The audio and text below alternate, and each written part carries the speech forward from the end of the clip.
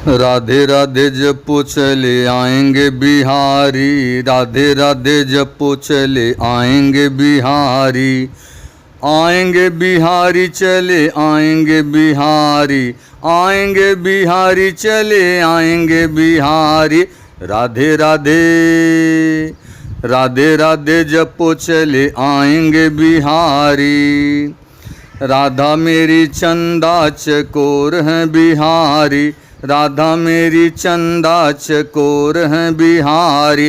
राधे राधे रटो चले आएंगे बिहारी।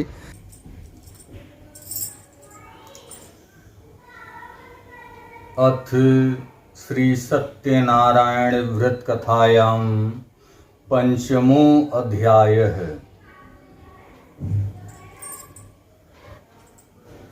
श्री गणेशाय नमः।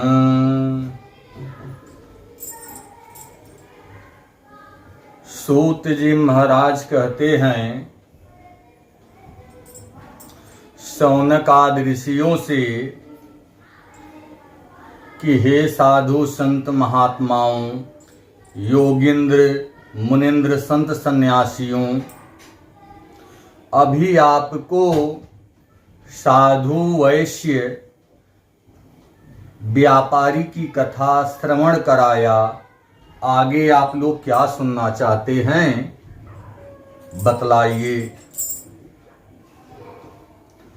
तो 88,000 साधु संत महात्माओं ने कहा, शौनकादि ऋषियों ने कहा कि हे सूत जी महाराज, उस साधु वैश्य के बाद भगवान श्री सत्यनारायण का व्रत पूजन किसने किया, इसके विषय में बतलाइए। तो सूत जी महाराज कहते हैं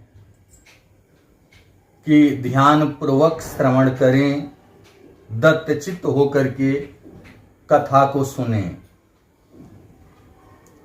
एक बार तुंगध्वज नाम का राजा, जो अपनी प्रजा को पुत्र के समान मानता, हर समय उनके सुख दुख में खड़ा रहता, ऐसा प्रजापालक राजा प्रतिदिन मंदिर में जाता और मंदिर में जा कर के ब्राह्मणों को और गरीबों को जो है दान करता, दान देता। वह राजा एक बार आखेट खेलने के लिए वन में जंगल में गया और वहां जाकर बहुत सारे हिंसक पशुओं का, बनैले पशुओं का, जंगली पशुओं का शिकार किया। और शिकार करके जब वह अपने राज्य के लिए वापस लौटने लगा तो उसे रास्ते में एक प्रेत दिखाई दिया और वह प्रेत राजा को खाने के लिए दौड़ा। तो राजा ने कहा कि हे प्रेत, तुम मुझे क्यों खाना चाहते हो? तो प्रेत ने कहा कि हे राजन, मैं गुजरात का निवासी हूं, अपने किए हुए पाप कर्मों के कारण मैं प्रेत योन में पड़ गया हूं। हे राजन, मैं कई वर्षों से भूखा प्यासा हूं, आज मैं आपको खा करके अपनी क्षुधा की तृप्ति करूंगा। तो राजा ने कहा कि हे प्रेत, अगर तुम मेरे साथ चलने के लिए तैयार हो हमारे राज्य में, तो मैं तुम्हें खाने पीने की सारी व्यवस्था भी करूंगा और प्रेत योनि से मुक्ति का भी विधान बतलाऊंगा।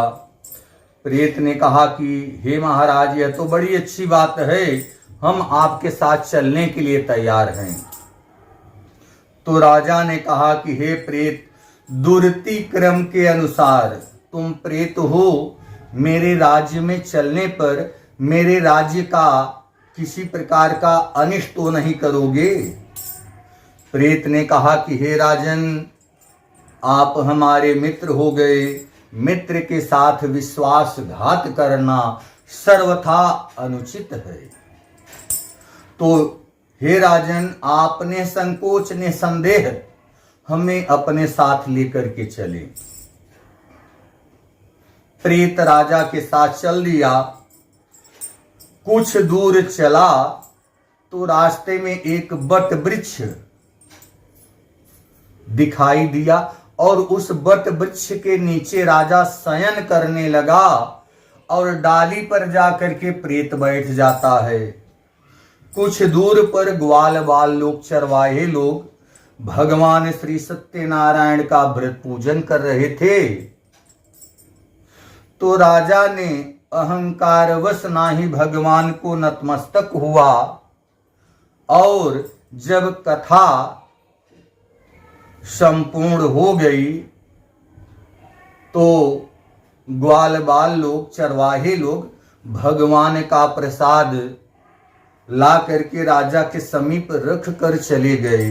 तो राजा ने अहंकारवश नाही प्रसाद को ग्रहण किया और अपने राज्य के लिए चल दिया। इधर डाली से प्रेत उतरता है। भूखा प्यासा होने के कारण प्रसाद को बड़ी प्रसन्नता पूर्वक ग्रहण कर लेता है। प्रसाद को ग्रहण करते ही स्वर्ग से विमान आता है और उस विमान पर बैठकर वह प्रेत स्वर्गलोक को चला जाता है। और प्रसाद परित्याग करने के कारण उस राजा का सारा राज्य छिन्न भिन्न हो जाता है और उसके सारे 100 पुत्र मृत को प्राप्त हो जाते हैं। राजा बहुत ही चिंतातुर होता है और समझ जाता है कि भगवान श्री सत्यनारायण सर्वशक्तिमान हैं और उसी स्थान पर आकर के ग्वाल बालों को, चरवाहे लोगों को बुला करके भगवान श्री सत्यनारायण का व्रत पूजन कर प्रसाद ग्रहण करता है। तो उसके सारे 100 पुत्र पुनः जीवित हो जाते हैं और उसका राज्य पुनः उसे प्राप्त हो जाता है। वह राजा प्रत्येक पूर्णिमा और संक्रांतियों पर भगवान का व्रत पूजन करने लगता है। व्रत पूजन के प्रभाव से सारा सुख और सर्वत्र विजय की प्राप्ति कर जीवन प्रयत्न सुख भोग करके अंत में वैकुंठ धाम स्वर्गलोक को जाता है। तो सूत जी महाराज कहते हैं कि हे भक्तों, इसमें किसी प्रकार का संशय नहीं। जो भी भगवान श्री सत्यनारायण का व्रत पूजन करता है उसके सारे दुख, तकलीफ, ग्रह, पीड़ा सब दूर हो जाते हैं। वह मोह माया के बंधन से मुक्त हो जाता है और सर्वत्र विजय की प्राप्ति कर जीवन प्रयत्न सुख का उपभोग कर अंत में वैकुंठ धाम को जाता है। तो हे भक्तों, जो भी मनुष्य भगवान श्री सत्यनारायण का व्रत पूजन करता है, बंधन में पड़ा हुआ व्यक्ति बंधन से मुक्त हो जाता है, डरा हुआ व्यक्ति भय से मुक्त हो जाता है। इसमें किसी प्रकार का संशय नहीं है। तो सूत जी महाराज कहते हैं कि हे भक्तों, कलयुग में भगवान श्री सत्यनारायण को लोग अनेकों नाम से पुकारते हैं। कोई काल कहता है, कोई ईश कहता है, कोई सत्यदेव कहता है, कोई राम कहता है, कोई कृष्ण कहता है, कोई सत्यनारायण कहता है। और भगवान अपने भक्तों की मनोकामना पूर्ण करते हैं। इसमें किसी प्रकार का संशय नहीं। तो हे भक्तों, अभी आप लोगों को राजा की कथा श्रवण कराया। आगे आप लोग क्या सुनना चाहते हैं? तो शौनक आदि 88,000 ऋषियों ने कहा कि हे सूत जी महाराज, जिन जिन लोगों ने भगवान श्री सत्यनारायण का व्रत पूजन किया उनके दूसरे जन्म का वृतांत बतलाइए। तो सूत जी महाराज कहते हैं कि ध्यान पूर्वक श्रवण करिए। जो सतानंद नाम का गरीब ब्राह्मण था, भिक्षुक ब्राह्मण था, वह दूसरे जन्म में सुदामा नामक ब्राह्मण होता है और भगवान श्री कृष्ण का सखा। भगवान श्री कृष्ण की उपासना करके वह भी बैकुंठ धाम को जाता है। और जो लकड़ी बेचने वाला लकड़हारा था, वह लकड़हारा दूसरे जन्म में श्रृंगबेर का निषाद राज होता है। जब भगवान श्री रामचंद्र जी वन गमन जा रहे थे तो उस निषाद राज से कहते हैं कि हे निषाद राज, हमें गंगा पार करा दो, नदी पार करा दो। मांगी नावन केवट आना, कही तुम्हारी मरम मोहि जाना। जब निषाद राज को भगवान बुलाते हैं कि हे निषाद राज, हे केवट राज, हमें नदी पार करा दो, तो वह केवट कहता है कि हे प्रभु, हम आपकी माया को जानते हैं, आपके चमत्कार को जानते हैं। आप अपने पैर से, अपने पांव से शिला पत्थर स्पर्श करते हैं तो वह भी जो है स्त्री बन जाती है, नारी बन जाती है। तो हे प्रभु, मैं अपनी काठ की नैया, लकड़ी की नैया पर आपको नहीं बैठाने वाला हूं, क्योंकि मेरी लकड़ी की नैया है, इसी को चला करके मैं अपने परिवार का भरण पोषण करता हूं। तो भगवान ने कहा कि हे निषाद राज, हमारे पैर में कोई माया नहीं, कोई चमत्कार नहीं है। तो निषाद राज ने कठौते में, लकड़ी के बर्तन में जल भर करके लाता है, कहता है प्रभु, पहले हम आपके पैर को धो करके उसकी परीक्षा लेंगे, उसका चमत्कार देखेंगे। तो भगवान का कठौते में जल भर करके लाता है और पैर पांव को धोता है। राघव चरण जले जाते हो, आज केवट पखारत। राघव चरण जले जाते हो, आज केवट पखारत। और उसने भगवान के पैर को पखारा, बढ़िया से धोया और धो करके चरणामृत को ग्रहण किया। तो कहता है कि प्रभु, अब हम आपको जो है अपने नैया पर बैठा करके नदी पार करा देंगे। तब भगवान को और साथ में सीता मैया और लक्ष्मण भैया को बैठा करके नदी पार करा देता है। तो नदी पार कराने के बाद जब भगवान उसे उतराई देने लगते हैं तो कहता है कि प्रभु, हम आपसे उतराई नहीं लेंगे। भगवान ने कहा क्यों? कहा कि प्रभु, हम और आप तो जो है इस टाप के आदमी हैं। तो भगवान ने कहा कि निषाद राज, आप तो राजा हो, आप तो निषाद राज हो, और मैं तो अपने राज्य से निकाला हुआ एक वनवासी वन वन भटक रहा हूं अपने भाई और पत्नी के साथ। तो हे निषाद राज, एक राजा और वनवासी में कहां से बराबरी हो गई? कहता है नहीं प्रभु, जो काम आप करते हो वही मैं करता हूं। केवट निकहार घुराई से उतराई ना लूंगा हे भगवन।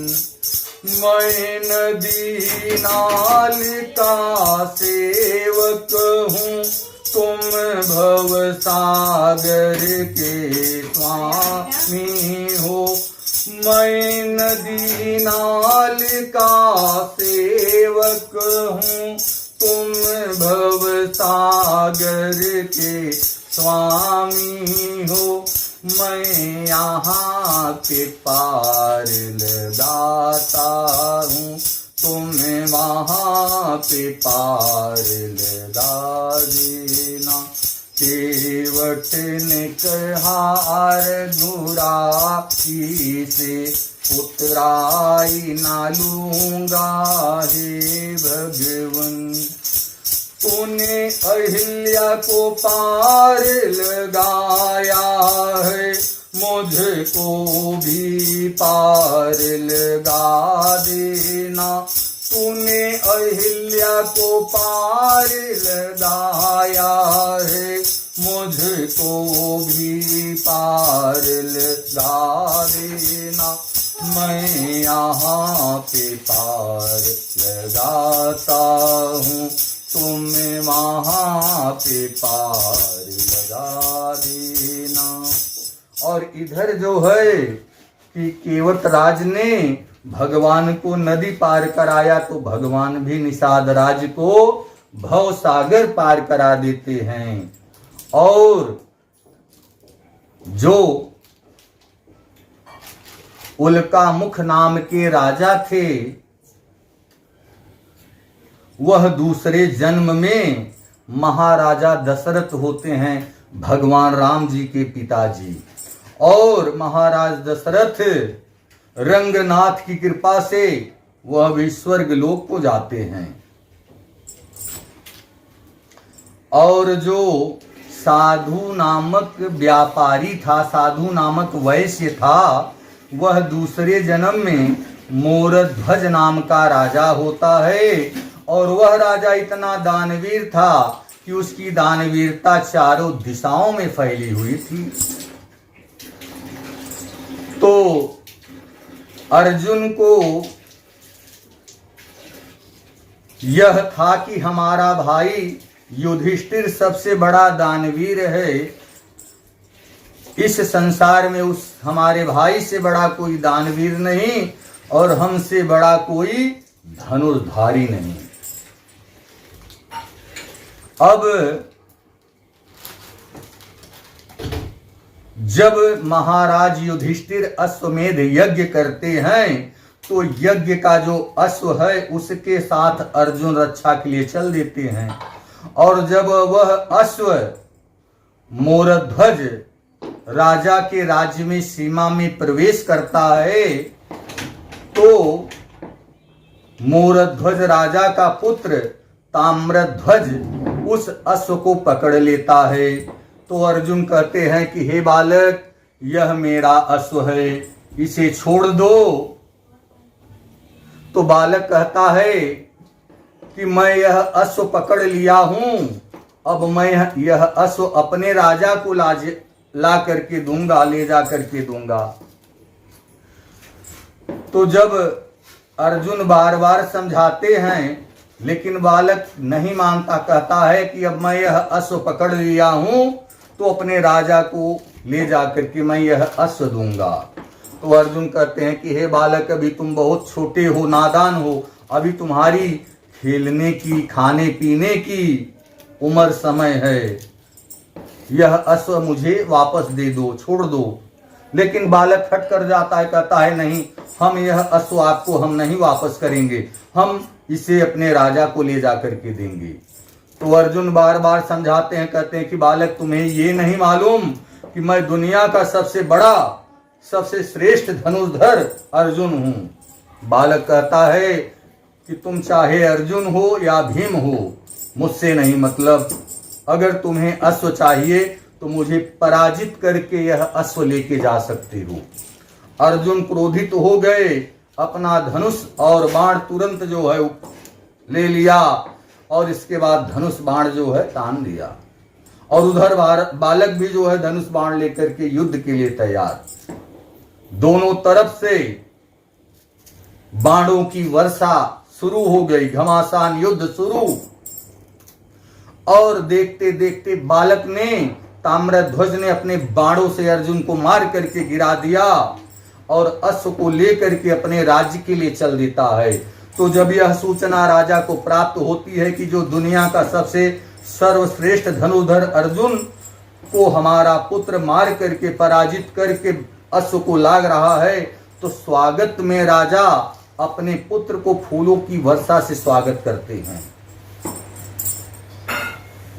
और इधर जब अर्जुन के पास भगवान श्री कृष्ण आते हैं, उनको होश में लाते हैं, तो अर्जुन की आंखों में अश्रु और प्रायश्चित था।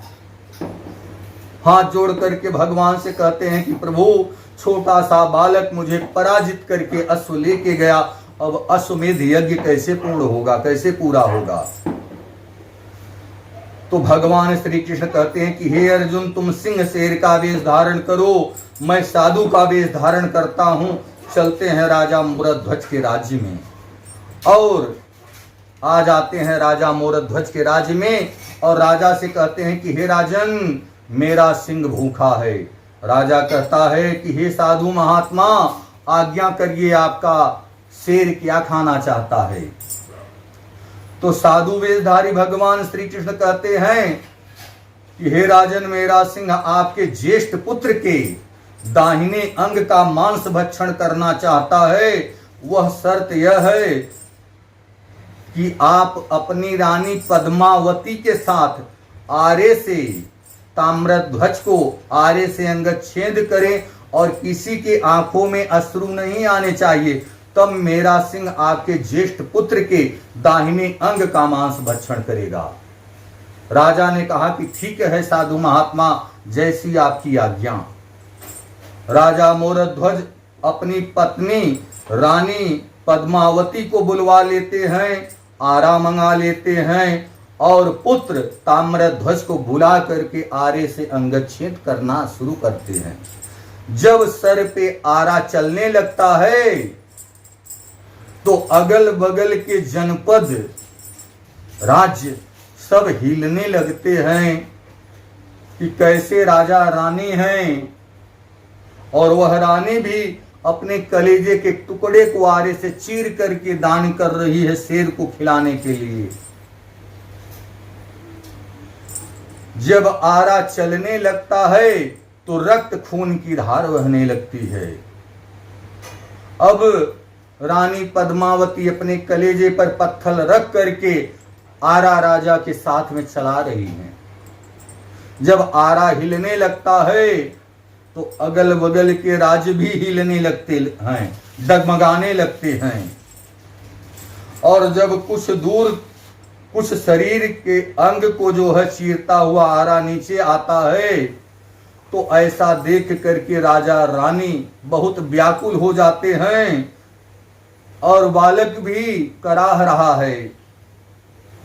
तो राजा रानी सोचते हैं कि ऐसा न हो कि हमारे पुत्र के आंखों से अश्रु गिर पड़े। सोचते हैं कि हमारा पुत्र दर्द से कराह रहा है, तो हम लोग आरे पर पूरा जो है भार, शरीर का भार लगा करके एक झटके में ही जो है शरीर के 2 टुकड़े को कर देते हैं, जिससे प्राण निकल जाएगा और यह जो है बालक हमारा 2 टुकड़े में हो जाएगा और राजा की प्रतिज्ञा भी पूर्ण हो जाएगी, दान भी पूर्ण हो जाएगा और किसी के आंखों में अश्रु भी नहीं आएंगे। तो राजा रानी ने अपने कमर को लचका करके जब पूरा भार, पूरा जोर लगा करके जो है आरे को चलाते हैं, तो बालक को इतना दर्द असहनीय हो जाता है कि वह 2 टुकड़ा होते होते जो है बालक के बाएं नेत्र से आंसू लुढ़क पड़ते हैं। बालक के बाएं नेत्र से आंसू लुढ़कते ही साधु वेशधारी भगवान श्री कृष्ण कहते हैं कि बालक के नेत्र से आंसू लुढ़क पड़े, अब मेरा सिंह मांस भक्षण नहीं करेगा। ऐसा सुन करके वह बालक हाथ जोड़कर कहता है कि हे साधु महात्मा, शर्त तो खाने की दाहिने अंग की है, बाएं अंग की नहीं। मेरा बायां अंग इतना पतित है, इतना पापी है, इतना अधर्मी है कि यह आपके काम नहीं आ सका, इसी कारण बाएं नेत्र से आंसू लुढ़क पड़े। ऐसा वचन सुन करके भगवान स्वयं हिल गए और तुरंत अपने चतुर्भुज रूप का दर्शन राजा के पूरे परिवार को देते हैं और राजा के पुत्र को स्वस्थ कर देते हैं, मस्त कर देते हैं और पूरे राज्य को आनंदित कर देते हैं। राजा भगवान के दर्शन को, राजा का पूरा परिवार और राज्य भगवान का दर्शन पाकर के धन्य हो जाता है और भगवान कहते हैं कि हे अर्जुन, देख, तुझे यह अहंकार था कि तेरा भाई सबसे बड़ा दानवीर है, लेकिन देख, ये राजा रानी से बड़ा कोई इस धरती पर दानवीर है, और तुझे यह अहंकार था कि तू दुनिया का सर्वश्रेष्ठ धनुर्धारी है, लेकिन तुझे एक छोटा सा बालक पराजित करके असुर को लेके आया। अर्जुन तुरंत जो है भगवान के चरणों में गिर जाते हैं, क्षमा याचना मांगने लगते हैं और भगवान राजा के पुत्र को और परिवार को स्वस्थ कर देते हैं, निरोगी कर देते हैं और मस्त कर देते हैं। और राजा से अश्व लेकर के अर्जुन के साथ आते हैं, अश्वमेध यज्ञ पूर्ण करवाते हैं और इधर राजा भगवान का दर्शन पा करके भगवान की पूजा करता है, नमन करता है, वंदन करता है और प्रत्येक पूर्णिमा संक्रांतियों पर भगवान का व्रत पूजन करने लगता है। व्रत पूजन के प्रभाव से वह राजा जीवन प्रयत्न सारा सुख का उपभोग कर अंत में वैकुंठ धाम को जाता है। आर्य से अंगद छेद करने के कारण उस राज्य का नाम अरंग राज्य पड़ गया, जो आज भागलपुर के नाम से जाना जाता है। और तब सूत जी महाराज कहते हैं साधु संत महात्माओं से कि हे सौनक आदि ऋषियों, जो तुंगध्वज नाम का राजा था, जिसने प्रसाद त्याग करके अपने पुत्र और राज्य से वंचित हो गया, वह दूसरे जन्म में स्वयंभू मनु होते हैं और समस्त पृथ्वी वासियों को भागवत की कथा सुनाकर सबको गोलोक लेके जाते हैं। इस प्रकार श्री स्कंद पुराण के अंतर्गत रेवा खंड में श्री सत्यनारायण व्रत कथायाम पंचमो अध्याय है। बोले विष्णु भगवान की जय, बोले कृष्ण कन्हैया लाल की जय, बोले राजा रामचंद्र भगवान की जय, बोले लक्ष्मी नारायण भगवान की जय, बोले सत्यनारायण भगवान की जय।